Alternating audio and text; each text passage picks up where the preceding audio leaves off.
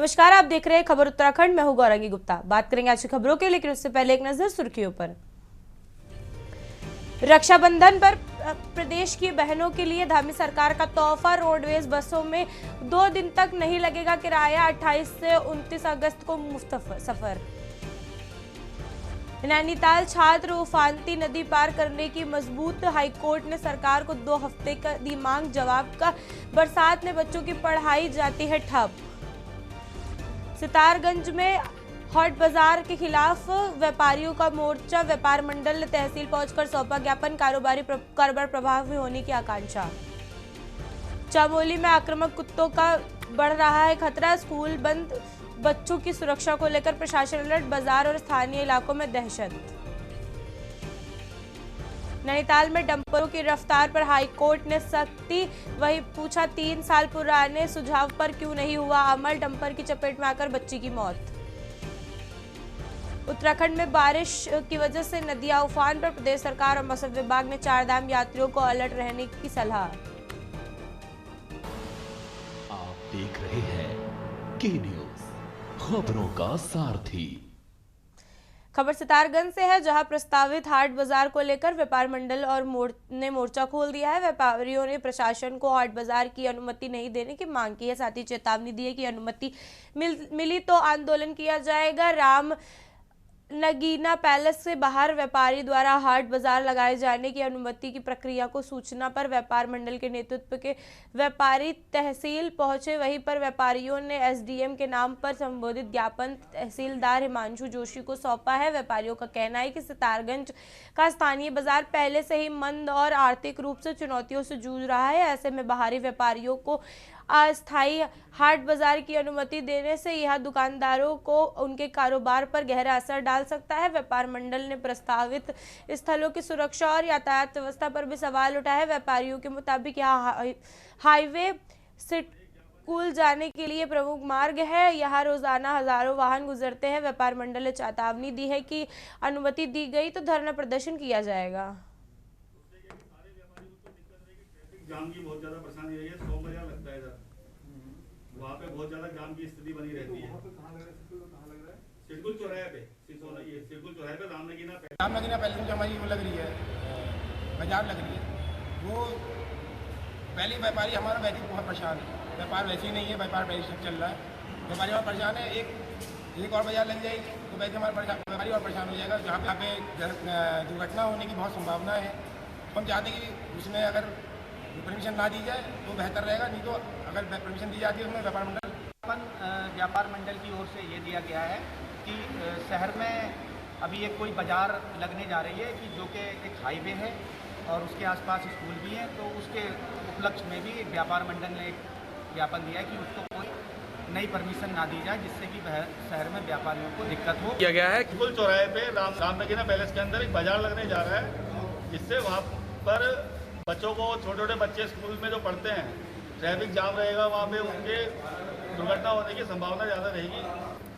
बताइए, सब वहीं से निकलते हैं। और जैसे भी ये बिस्टी चौराहे पे जोया पैलेस के अंदर जो बाजार लगता है, सोम बाजार लगता है, वहाँ पर हमेशा मतलब हर सोमवार को जाम की स्थिति इतनी ज़्यादा बनी रहती है। और तो चाहते हैं, मतलब हमारे व्यापारी वर्ग ये चाहता है कि मतलब वहाँ पर परमिशन, किसी भी प्रकार की नए बाजार लगने की परमिशन ना दी जाए, नहीं तो व्यापार मंडल इसके लिए उग्र आंदोलन के लिए बाध्य होगा। नैनीताल से बच्चों की सुरक्षा से जुड़ी बड़ी खबर आ रही है। हल्द्वानी क्षेत्र में उडवा और पस्तोला गांव में बच्चों की शिक्षा के लिए जान जोखिम में डालकर उफानती गौला नदी पार करने को मजबूर है। वहीं पर मामले में उत्तराखंड हाईकोर्ट ने सरकार से जवाब मांगा है। मामले की गंभीरता को देखते हुए हाईकोर्ट ने राज्य सरकार और संबंधित अधिकारियों को निर्देश दिए हैं। वहीं पीड़ित प्रस्तावित सड़क और झूला पुल के प्रोजेक्ट पर भी अब तक क्या कार्रवाई हुई है, उसकी भी बात हुई है। इसकी जानकारी 2 सप्ताह के भीतर कोर्ट में पेश की जाएगी। वहीं मामले की अगली सुनवाई 2 सप्ताह बाद होगी। जनहित याचिका में कहा गया है कि उडवा और पस्तोला गांव में इंटर कॉलेज नहीं है। बच्चों को आगे की पढ़ाई के लिए हैड़ा खान स्थित स्कूल जाना पड़ता है, जहां बरसात में गौला नदी का जलस्तर बढ़ने की वजह से बच्चों का स्कूल जाना मुश्किल हो जाता है और उनकी पढ़ाई प्रभावित होती है। याचिका के मुताबिक पूर्व में अधिकारियों ने ओर से झूला पुल बनाने के लिए करीब 6 किलोमीटर सड़क बनाने का आश्वासन दिया गया था, लेकिन आज तक धरातल पर काम शुरू नहीं हुआ है। याचिकाकर्ताओं ने बच्चों की समस्या के लिए समाधान की मांग की है, वहीं सड़क और झूला पुल निर्माण के निर्देशों की भी मांग की है।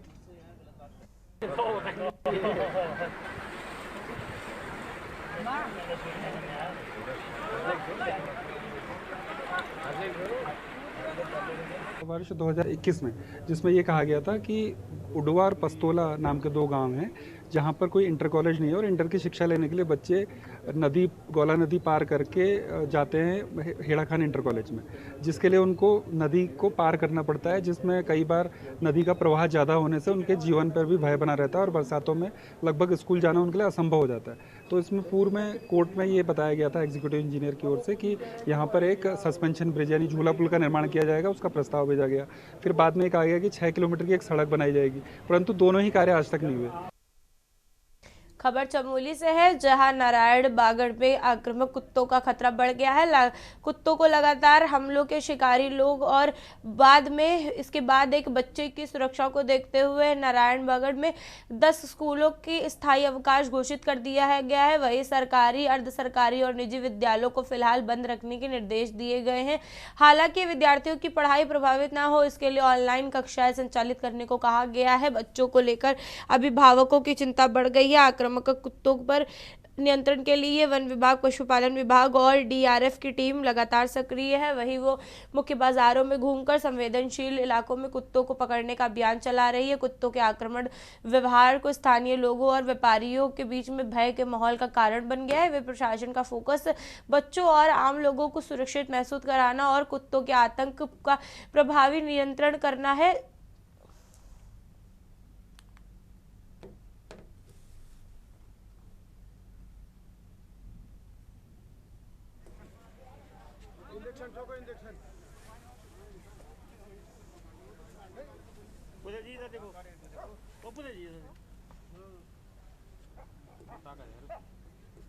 कि सर विगत आज तीसरा दिन है और परसों की मैं बात करूं तो एक पागल कुत्ते के द्वारा 5 व्यक्तियों को काटा गया। उसके बाद उसके द्वारा अन्य कई कुत्तों को काटा गया है और कल भी 2 स्कूली छात्रों को काटा गया है और आज सुबह भी 2 लोगों पर उसने हमला किया है। हालांकि वन विभाग, पशुपालन विभाग और डीडीआरएफ लगे हुए हैं, उन्होंने कुछ कुत्ते भी पकड़े हुए हैं, लेकिन फिर भी लगातार आतंक बना हुआ है और स्कूली बच्चे स्कूल नहीं जा पा रहे हैं। बच्चों में भय का माहौल है, अभिभावकों में भय का माहौल है। हालांकि 4 दिन की छुट्टी दी गई थी, लेकिन उसको संशोधित करके 2 दिन का इन्होंने छुट्टी कर दिया है, लेकिन भय बना हुआ है। खबर नैनीताल से है, जहां रामनगर के जस्सागंज और ग्रामीण इलाकों में भारी डंपरों की आवाजाही से जर्जर सड़क को लेकर लोगों को परेशानी हो रही है। वही मामले में उत्तराखंड हाई कोर्ट में सुनवाई हुई है। कोर्ट ने ग्रामीणों की सुरक्षा को लेकर के सरकार से जवाब मांगे हैं। मामले की सुनवाई के बाद हाई कोर्ट की खंडपीठ ने राज्य सरकार को 2 सप्ताह में जवाब दाखिल करने को कहा है। कोर्ट ने पूछा है कि 3 साल पहले आरटीओ की ओर से जिस सुझाव को अब तक के दिया गया था वो अब तक अमल क्यों नहीं हुआ है और ग्रामीणों को सुरक्षा के लिए क्या कदम उठाए जा रहे हैं। याचिका में कहा गया है कि जस्सागंज और आसपास के ग्रामीण इलाकों में भी सड़कों पर भारी डंपर आवाजाही से पहले भी कई हादसे हो चुके हैं। कुछ समय पहले डंपर की चपेट में आने से एक बच्चे की मौत हो गई थी। स्कूल जाने वाले बच्चों की सुरक्षा को लेकर भी सवाल उठे हैं। आरटीओ की ओर से सर्वे के बाद में खनन वाहनों के लिए वैकल्पिक मार्ग और सुरक्षा के उपाय साझा किए गए थे। वही याचिकाकर्ता का आरोप है कि 3 साल बीतने के बावजूद इन पर प्रभावी कार्यवाही नहीं की गई है। हाई कोर्ट ने मामले की सुनवाई के लिए अगले 2 हफ्ते का समय तय किया है।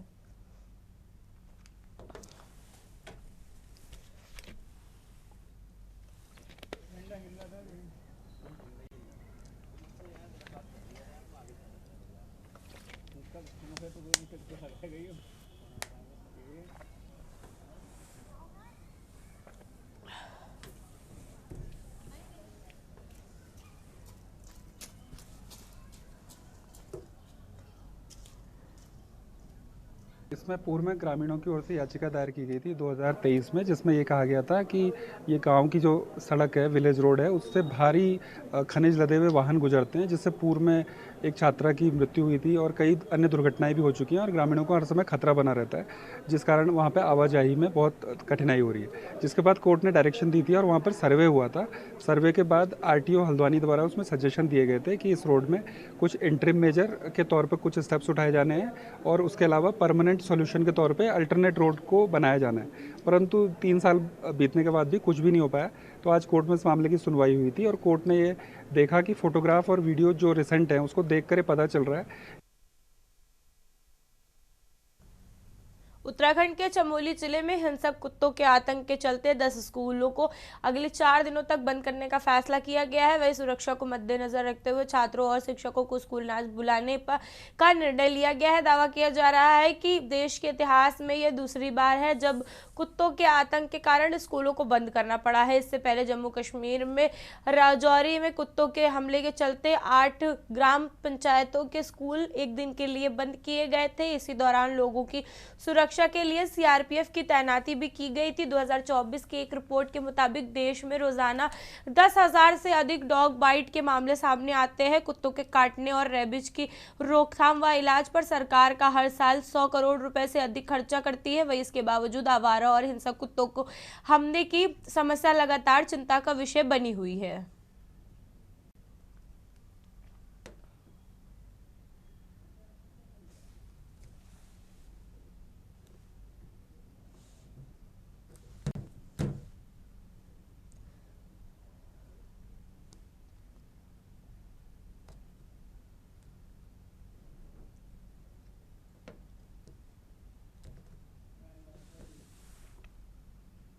खबर देहरादून से है, जहां उत्तराखंड में आगामी विधानसभा चुनावों को लेकर राजनीतिक सरगर्मियां तेज हो गई हैं। सभी प्रमुख दल अब युवाओं और महिलाओं को साधने की रणनीति पर जोर दे रहे हैं। कांग्रेस के प्रदेश अध्यक्ष गणेश गदियाल ने कहा है कि पार्टी शुरू से ही महिलाओं और युवाओं को राजनीति में आगे बढ़ाने के लिए पक्षधर रही है। वहीं पर उन्होंने कहा है कि कांग्रेस नेता राहुल गांधी का भी इन्हीं दोनों वर्गों पर विशेष फोकस रहता है। आगामी विधानसभा चुनावों में पार्टी उन सीटों पर महिलाओं और युवाओं को प्राथमिकता देगी जहां उनकी जीत की संभावना सबसे अधिक होगी। वहीं भाजपा की भी युवाओं को लेकर के अपनी उपलब्धियों और योजनाओं की जानकारी लोगों के बीच में पहुंचा रही है। वहीं पर युवाओं को साधने के तरीके अपना रही है। भाजपा प्रदेश प्रवक्ता कुंवर जितेंद्र सिंह ने कहा है कि सरकार ने युवाओं और विकास रोजगारों की समस्या को समझते हुए उनके समाधान के लिए युवाओं के लिए युवा आयोग का गठन किया है। वहीं पर उन्होंने दावा किया है कि हाल ही में घोषित युवा आयोग पूरे देश के लिए मील का पत्थर साबित होगा। भाजपा का मानना है कि आयोग के जरिए युवाओं की समस्याओं को बेहतर तरीके से समझ करके उनके लिए समाधान में दिशा में काम किया जाएगा। पार्टी को उम्मीद है कि उत्तराखंड का युवा आयोग जो है वो प्रधानमंत्री नरेंद्र मोदी के 2036 विकसित भारत के मिशन में युवाओं के लिए नई भूमिका तैयार करेगा। कई मायनों में उत्तराखंड के अंदर भारतीय जनता पार्टी की सरकार के निर्णय आज पूरे देश में मील का पत्थर साबित हो रहे हैं और उसी कड़ी में एक और अध्याय जुड़ने जा रहा है जो युवा आयोग बनने जा रहा है। तो और हमें उम्मीद है कि उत्तराखंड के युवा आयोग के बाद पूरे भारतवर्ष में सभी राज्य इसका अनुसरण करेंगे और माननीय प्रधानमंत्री मोदी जी के 2046 के विकसित भारत के मिशन में युवाओं की भूमिका और उनके उज्जवल भविष्य को लेकर युवा आयोग बहुत बड़ी भूमिका निभाएगा। दोनों पार्टियां क्या करने वाली है आप मुझसे पूछ रहे हैं। मैं दोनों पार्टियों का हेड तो नहीं हूँ, अपनी पार्टी हाँ, मैं अपनी पार्टी के बारे में कह सकता हूँ कि हमारी पार्टी हमेशा युवाओं को आगे बढ़ाने के प्रयास करती है। माननीय राहुल जी का फोकस हमेशा रहता है कि महिलाओं को और युवाओं को आगे बढ़ाया जाए। युवाओं को और महिलाओं को आगे बढ़ाने के लिए अभी आपको ये भी पता होगा कि महिला आरक्षण का शुरुआत ही, इस शब्द की शुरुआत ही कांग्रेस ने की। खबर हल्द्वानी से है, जहां गोरा पड़ाव क्षेत्र में बुधवार देर रात फिल्मी अंदाज में डकैती की वारदात से हड़कंप मच गया है। बरेली रोड के पास स्थित एक कमर्शियल ऑफिस में 10 से 12 हथियारबंद बदमाश घुस गए और वहीं पर पुलिस की एसओजी टीम ने बताया है कि घूसे और तमंचे के बल पर मौजूदा लोगों को धमकाया। इसके बाद बदमाश करीब 8 लाख रुपए की नकदी, सोने की अंगूठी, 2 चेन और 12 मोबाइल फोन को लूट करके फरार हो गए। जानकारी के मुताबिक घटना के समय ऑफिस में कुछ लोग पार्टी के साथ जुआ खेल रहे थे। वहीं इसी दौरान एक कार वहां पर आकर रुकी। कार से उतरे बदमाशों ने खुद को एसओजी टीम का सदस्य बताया और पुलिस रेड का डर दिखाकर सभी को अपने कब्जे में ले लिया। वहीं बदमाशों ने टेबल पर रखे जुए की रकम समेट करके उनमें से सोने की अंगूठियां, चेन भी उतरवा ली है। जाते समय उन्होंने सबके मोबाइल फोन भी छीन लिए। वारदात की सूचना मिलते ही पुलिस में हड़कंप मच गया है। SP city Manoj Katyal team को मौके पर पहुंच करके जांच के लिए लगा दी गई है। वहीं पर आरोप है कि गिरफ्तारी के लिए 4 पुलिस टीमें गठित कर दी गई है। आरोपियों को ढूंढा जा रहा है। वहीं सर्विलांस टीम सीसीटीवी फुटेज भी खंगाल रही है। पुलिस का दावा है कि आरोपियों को जल्दी गिरफ्तार कर लिया जाएगा।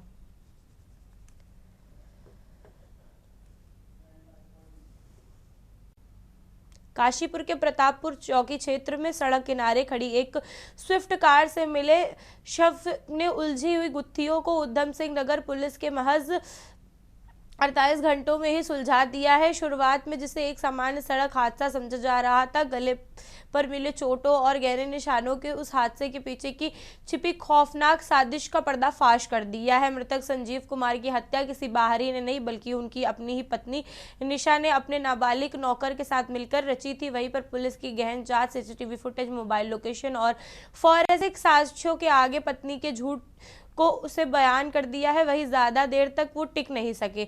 मृतक की टेंट की दुकान पर काम करने वाला नाबालिग नौकर उनकी पत्नी के साथ में अवैध संबंध थे, जिसकी वजह से ये खूनी वारदात हुई है। वहीं पर मुख्य वजह बताई जा रही है एसएसपी अजय गणपति के निर्देश पर गठित काशीपुर टीम और एसओजी संयुक्त टीम ने मामले पर सनसनीखेज खुलासा करते हुए आरोपी पत्नी को गिरफ्तार कर लिया है, जबकि दोनों विविध वारदातित किशोर पर कानूनी कार्रवाई की जाएगी। वारदात में इस्तेमाल किए गए 12 बोर का तमंचा, जिंदा कारतूस और खून से सने हुए कपड़े भी बरामद कर लिए गए हैं। कार में पाया गया था, सड़क के किनारे गाड़ी अनियंत्रित अवस्था में खड़ी थी। तो उसमें शुरुआत में जो हमारे पास सूचना आई थी वो रोड एक्सीडेंट की आई थी। तो हमारे पुलिस टीम ने मौके पे पहुंचते हुए उस शव को वहां से बरामद किया और उसकी शिनाख्त जो है संजीव कुमार के रूप में हुई, जो कुंडेश्वरी क्षेत्र काशीपुर के रहने वाले हैं। जब बारीकी से पंचायतनामा भरते वक्त जब उसका शव का परीक्षण किया गया तो उनके बाई और गले पर एक चोट थी जो किसी भी रोड एक्सीडेंट में संभावित नहीं लग रही थी। तो शक के आधार पे हमारे थाने की टीम ने पैनल से पोस्टमार्टम कराए जाने की संस्तुति की। उस आधार पे पैनल से पोस्टमार्टम कराया गया, जिसमें वो गन शॉट इंजरी पाई गई। खबर हरिद्वार से है, जहां जिले के रोशनाबाद क्षेत्र में देश विरोधी नारे लगाने के आरोप को लेकर बुधवार को हंगामा हो गया है। आरोप है कि युवक ने आपत्तिजनक नारे लगाए हैं, जिसके बाद मौके पर पहुंचे हिंदू संगठन के कार्यकर्ताओं ने उससे पूछताछ की है। कार्यकर्ताओं ने युवक को पुलिस के हवाले कर दिया है। पूछताछ के दौरान युवक ने खुद को अनपढ़ बताते हुए सफाई दी है। युवक का दावा है कि वह पाकिस्तान विरोधी नारा लगाना चाहता था, लेकिन कथित तौर पर जानकारी के अभाव में उसने गलत शब्दों का उपयोग कर लिया। हालांकि युवक के दावों की स्वतंत्र रूप से पुष्टि नहीं हुई है। मामले की सूचना मिलने के बाद ही युवक को सिडकुल थाना क्षेत्र में कोर्ट में चौकी पुलिस पर सुपुर्द कर दिया गया है। वहीं पर पुलिस ने युवक को हिरासत में लेकर के उससे पूरी घटनाक्रम की जानकारी लेने की कोशिश करी है। जानकारी लेते हुए जांच शुरू कर दी गई है। पुलिस अब पता लगा रही है कि युवक की वास्तविक नारे लगाए गए हैं या इसके पीछे किसी और की मंशा है, या घटना की पूरी परिस्थितियां क्या रही हैं। पुलिस अधिकारियों का कहना है कि जांच और उपलब्ध साक्ष्यों के आधार पर ही मामले की वास्तविकता से स्पष्ट किया जाएगा। फिलहाल पुलिस युवक से पूछताछ करने के साथ साथ घटना स्थल से जुड़े हुए अन्य तथ्यों और पहलुओं की भी जाँच कर रही है।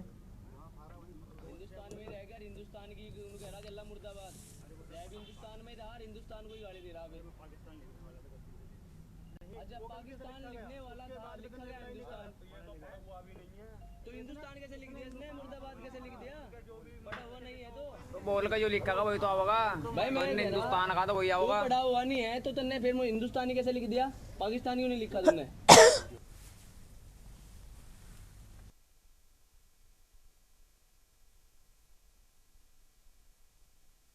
हिंदुस्तान मुर्दाबाद कह रहे हो, हिंदुस्तान में रहकर हिंदुस्तान की उन्होंने कह रहा कि अल्लाह मुर्दाबाद, हिंदुस्तान में रहा, हिंदुस्तान को ही गाली दे रहा है।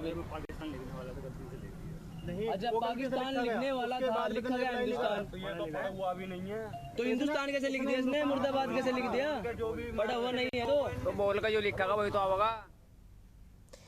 प्रदेश में चल रही पुनर्ग्रहण पुनर्निरीक्षण यानी SIR प्रक्रिया के तहत मतदाता सूची में दर्ज नामों को लेकर लगातार आपत्तियां दर्ज कराई जा रही है। वहीं इसी बीच हरिद्वार जिले के पिरान कलियर विधानसभा सिटी के कांग्रेस विधायक फुरकान अहमद का नाम मतदाता सूची से हटाने की सिफारिश किए जाने का मामला सामने आया है। मामले को लेकर के राजनीतिक हलचल तेज हो गई है। इसी मुद्दे पर हमारे संवाददाता शिव नारायण ने कांग्रेस विधायक से भी बातचीत की है।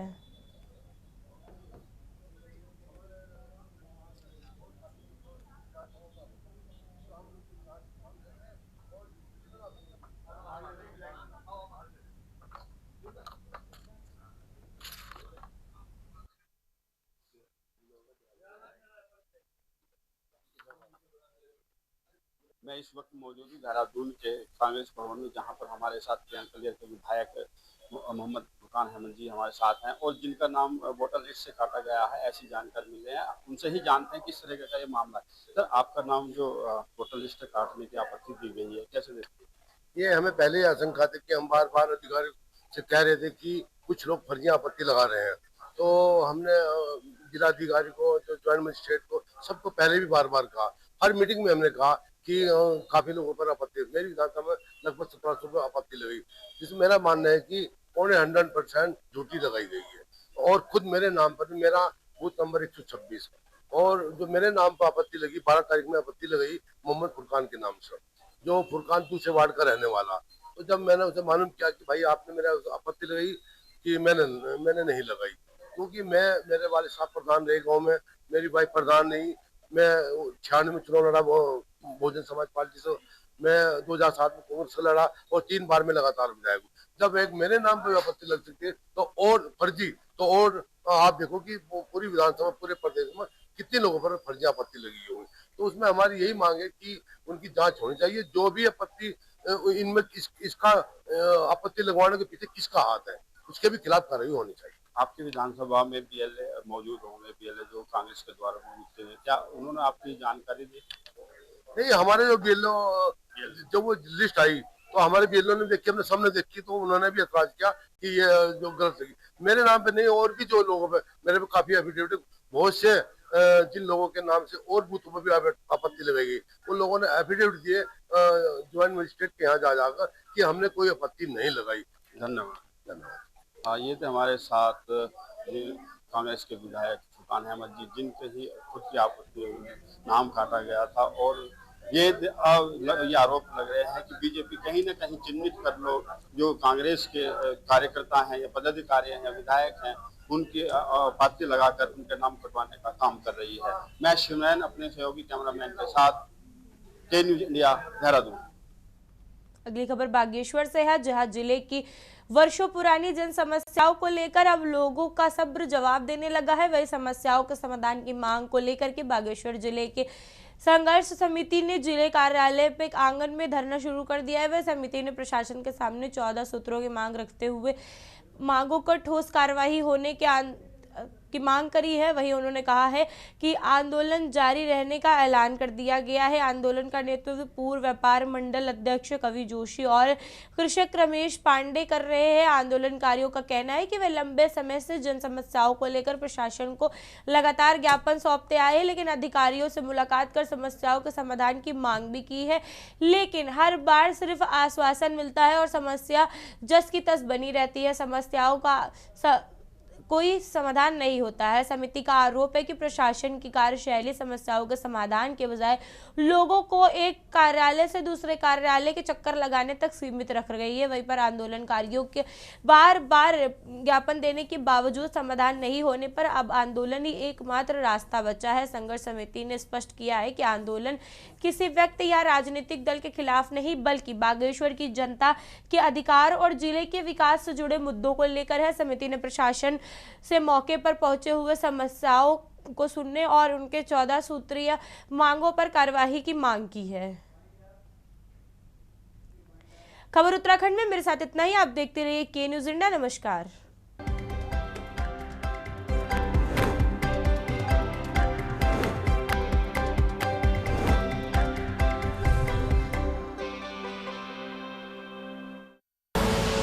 आप देख रहे हैं के न्यूज़, खबरों का सारथी।